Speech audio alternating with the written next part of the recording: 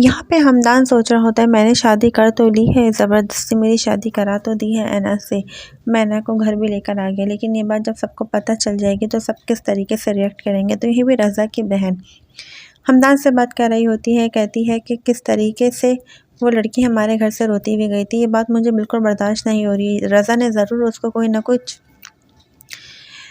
उससे बात करी होगी, उसको अपने झांसे में फंसाया होगा, इसीलिए तो वो यहाँ तक उसने इतना बड़ा कदम उठाया, वो यहाँ तक आ गई। ये बात मुझे जो है बहुत तंग करती है। तो यहीं पे ऐना जो ना ज़बरदस्ती अपने जान लेने की कोशिश कर रही होती है, कहती है मुझे नहीं जीना, मुझे मर जाने दीजिए, मैं ऐसी ज़िंदगी नहीं जीना चाहती। तो ये पे हमदान उससे ज़बरदस्ती जो है ना उसे छीन के दवाई फेंकेगा कि अगर ज़रूरत नहीं है तुम्हें इस तरह। तो यहाँ तो उसका बाप काफ़ी बीमार होता है, लेकिन उसका गुस्सा अभी तक ठंडा नहीं होता। वो अपनी बीवी से काफ़ी रूडली बात करता है। तो यहाँ पे रज़ा तो बिल्कुल भी उसको किसी बात का असर नहीं हुआ, वो वैसी का वैसी ही। लेकिन इसकी बहन काफ़ी परेशान रहती है उस लड़की की वजह से, ज़रूर रज़ा की वजह से ही कुछ हुआ है, रज़ा ने ही कुछ किया है।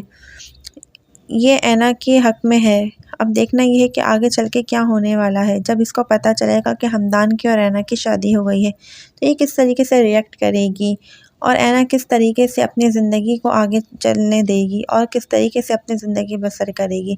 तो यहीं पे जब इसका बाप इनकी ज़बरदस्ती शादी करके इनको घर से निकाल देता है, तो ये दोनों काफ़ी परेशान होते हैं और सोच रहे होते हैं कि घर जाएँ तो जाएँ कैसे, किस तरीके से सबका सामना करेंगे।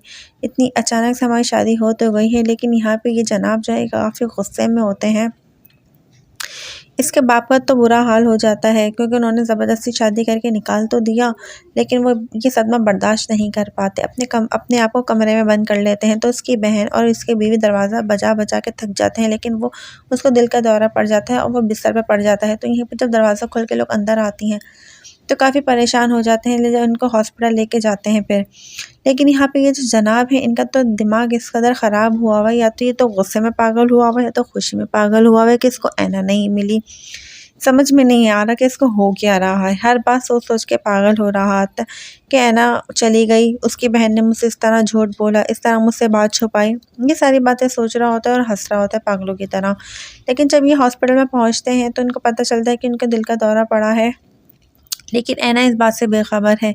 ऐना तो अपनी ही ज़िंदगी में वैसे ही इतनी बुरी तरह टॉर्चर हुई है। लेकिन यहाँ पे इसकी बहन कहती है कि ऐना कई राह चलते आदमी से शादी करा दी, ये बहुत गलत किया है। तो इसकी पप्पी कहेगी अभी भी तुम्हें ऐना की फ़िक्र है।